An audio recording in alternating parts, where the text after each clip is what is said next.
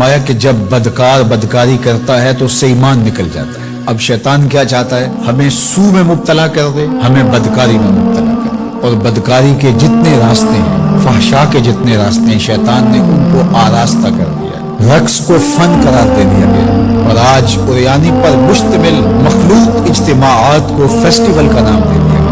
और क्या क्या रंग और क्या क्या ढंग दिए गए हैं। वो रास्ते जो बदकारी पर मुंतज होते हैं, वो रास्ते कुशादा कर दिए गए हैं। और इससे बड़ी बदबख्ती क्या होगी कि जो बदकार लोग बदकारी को, बुराई को, फहशा को फैलाते हैं, हुकूमतों की तरफ से उनको अवार्ड दिए जाते हैं और उनको बुला करके इजाज़त दिए जाते हैं। इतने पैसे दिए जाते हैं कि आप सोच सकते हैं क्या उनके अंदर खूबी है कि वो बुराई को फैलाते हैं, वो फहशा को फैलाते हैं। ये मुआशरे का बदतरीन तबका है जिनकी वजह से बदी फैलती है, नौजवानों के अखलाक बिगड़ते हैं, उनका किरदार मस्ख होता है। जो शख्स बदकारी में पड़ गया, उसके दिल का चेहरा मस्ख होकर रह गया, दागदार होकर रह गया। फहशा तो बहुत बड़ा जुर्म है। आम गुनाह करने से भी हदीस पाक में आता है कि दिल के ऊपर स्याह दाग पड़ जाता है। अगर बंदा तौबा नहीं करता, दोबारा गुनाह करता है तो वो दाग फैलना शुरू हो जाता है।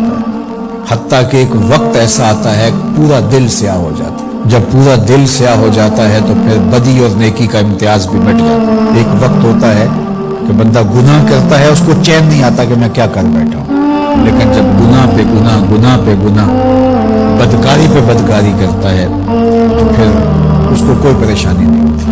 मैं उसकी मिसाल दूंगा कि पक्का नमाजी हो, कभी उससे नमाज छूट जाए तो वो अजीब बेचैनी में होता है कि आज हुआ क्या मेरे साथ। कज़ा भी कर लेता है फिर भी बेचैन रहता है। लेकिन जो बेनमाजी है वो रोज छोड़ रहा होता है, उसको परवाह भी नहीं होती। अगर कोई शरीफ आदमी किसी को जुल्मन थप्पड़ मार बैठे तो उतनी तकलीफ उसको नहीं होती जितनी इसको हो रही होती है। दुआ करो कि ये दिल दिल ही रहे, दिल मुसफ़ा रहे, दिल मुज़क्का रहे, दिल सुथरा रहे, दिल पाकीज़ा रहे। जितनी कोशिश हम अपने चेहरे को, अपने बदन को, अपने ज़ाहिर को संवारने की करते हैं, उससे कहीं बढ़कर अपने दिल को संवारने की करें। बाहु रहमान ने कहा था, दिल काले नालों मुंह काला चंगा।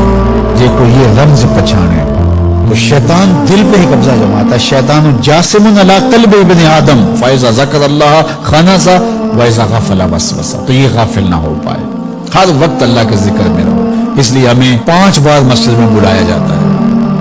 नमाजें हैं तो हम सुबह सारी पढ़ लें, ऐसा नहीं है। हमें मुख्तलिफ औकात में बुलाया गया। सुबह उठते ही सजदा रेज़ हो जाए, फिर काम पे जाएं, काम में इन्हिमाक होने लगे तो फिर बुला लिया गया, आओ जो जिंदगी। फिर गए, थोड़ा वक्त गुजरा तो फिर इन्हिमाक होने लगा, खोने लगे तो कहा फिर आ जाओ सबके बाद। फिर छुट्टी हुई, घर जाने लगे, कहा पहले नमाज पढ़ो। फिर खाना खाया, बच्चों में बैठे, खेल कूद में लगे, दिल गाफिल होने लगा, कहा आ जाओ फिर इशा करो। और नमाज से पहले भी जिक्र, नमाज के बाद भी जिक्र, सोने से पहले जिक्र, सोने के बाद जिक्र, उठते हुए जिक्र, खाते हुए जिक्र, खाने के बाद दुआ, आईना देखते हुए दुआ, लिबास बदलते हुए दुआ, सीढ़ियां चढ़ते हुए, सीढ़ियां उतरते हुए, किसी चीज को देखते हुए, किसी मोमेंट को मिलते हुए।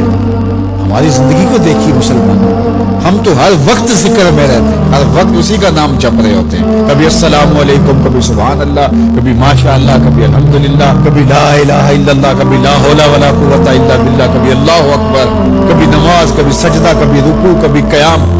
कैसी जिंदगी है मोमिन की। और 8 दिन के बाद तफसीली रोशनी के लिए हम मस्जिदों के अंदर हाजिर होते हैं, उसमें खुतबा सुनते हैं, उसमें गुफ्तगू सुनते हैं, बैठते हैं, जिक्र फिक्र करते हैं। और फिर माह सियाम आ जाता है तो पूरी ट्यूनिंग हो जाती है पूरे जिस्म। और फिर कहा चलो हर साल नहीं तो जिंदगी में एक बार हज पे भी चले जाओ और तुम ऐसे पलट के आओगे जैसे माँ के बतन से अभी पैदा हुए। सारे गुनाह मिट जाएंगे, तुम सुथरे होगे वहां से। तो मोमिन पाकीज़ा दिल होता है, फाहशा से, सू से, बुराइयों से। आज न हमारी निगाहें पाक, न कान पाक, न ख्याल पाक, न सोचे पाक, सब कुछ आवारगी में आ गई। इसलिए हमारा रब क्या चाहता है कि हम नेक हों, साले हों, पाकीज़ा